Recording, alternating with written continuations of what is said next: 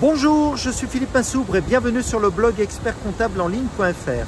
J'aimerais vous parler aujourd'hui de quelque chose qui me tient à cœur et que je n'avais pas osé vraiment aborder jusqu'à présent, mais qui me titille un petit peu. C'est finalement la finitude de notre monde et on va dire les ressources limitées du monde dans lequel on vit. Et le coronavirus est venu nous rappeler ça de la façon la plus inattendue. Parce que, en fait, ce qui se passe, c'est qu'avec le coronavirus, et par la force des choses, eh bien, le PIB va décroître. Et va décroître de la façon la plus brutale qu'on ait jamais connue dans l'histoire de l'humanité. Alors, vous allez me dire, oui, mais les altermondialistes, eh bien, prônaient un petit peu cette décroissance. Oui, c'est vrai, les altermondialistes prônent la décroissance, mais ils le font de la mauvaise façon. Parce qu'en fait, ils n'ont jamais rien à proposer en face. C'est un petit peu comme le vieux rêve marxiste qui consiste à prétendre que l'être humain peut se satisfaire de ce qu'il a alors qu'il est plus productif que son voisin et d'avoir le même salaire que son voisin. Ça ne marche pas. Par contre, quand c'est la nature qui nous dicte en fait cette décroissance et qui nous dit, ben, vous avez le choix, soit vous avez 2 milliards de morts, soit vous arrêtez cette croissance, et bien en fait les choses sont différentes parce que là les États se mettent au rang, se mettent au pas. Et donc les États sont obligés de pratiquer la décroissance. Et c'est ça qui nous pend au nez. Alors pour l'instant, ils n'ont pas encore compris. Pour l'instant, ils font de la dette.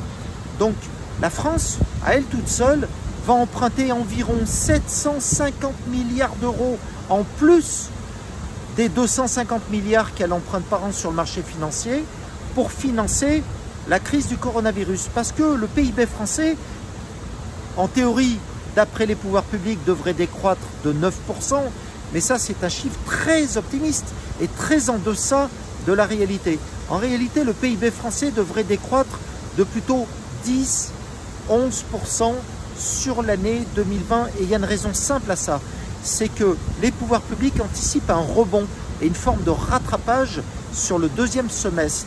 Mais ça ne va pas arriver parce qu'en fait, il va y avoir une modification profonde des habitudes de comportement sur le plan humain, sur le plan individuel. Et ça, les États ne maîtrisent pas. Et ça, c'est vrai dans tous les pays du monde.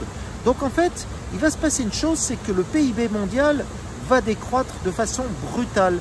Et donc, remplir le vieux rêve des altermondialistes qui est celui de la décroissance. Alors, ça ne s'est pas passé de la façon aussi douce qu'on aurait pu l'imaginer, parce que décroître aussi rapidement et sans avertissement, eh bien, c'est quand même un coup dur. Mais les États vont devoir se serrer la ceinture, les États vont devoir rationaliser. Ils vont être obligés de faire les réformes qu'ils n'ont jamais voulu faire, c'est-à-dire celle de supprimer toute cette bureaucratie rampante. Donc finalement, le coronavirus a des vertus, c'est à minima de nous mettre devant nos responsabilités. Parce qu'aujourd'hui, en 2020, on n'est plus du tout comme en 2008, où la dette, on va dire la dette publique par rapport au PIB représentait 60%. Aujourd'hui, on est à 100%, voire 105, voire 110. Et après la crise du coronavirus, on sera à 115 ou 120. Donc, les niveaux d'endettement des États deviennent complètement insupportables. Alors, les États auront un dernier soubresaut. Ils vont nous inventer un nouvel impôt. Et cet impôt, eh bien, ils vont tout simplement prélever sur l'épargne des Français. Ils vont prélever, au nom de la solidarité, 5 à 10 à 15% de l'épargne des Français. Ça va arriver. Donc, chef d'entreprise, si vous avez de l'épargne personnelle, eh bien, soldez cette épargne personnelle et alimentez les comptes courants d'associés de vos sociétés. Je vous envoie vers mes autres vidéos à propos du compte courant d'associés. Pourquoi? Parce que, en fait, les États n'oseront pas toucher la trésorerie des entreprises pour une simple et bonne raison, c'est que c'est la poule aux œufs d'or. Les entreprises, aujourd'hui, elles payent la TVA, elles payent l'impôt sur les sociétés, elles payent même l'impôt sur le revenu. Puisqu'en fait, avec le prélèvement à la source, en fait, toutes les charges, tout le budget de l'État, 90% du budget de l'État vient des entreprises.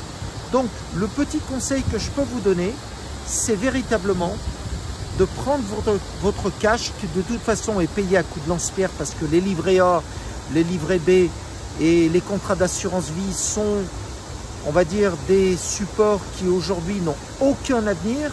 Et en particulier quand on vous aura prélevé un impôt exceptionnel au nom de la solidarité, eh bien chef d'entreprise, et c'est à vous que je m'adresse, mettez l'argent que vous avez à titre personnel dans des sociétés.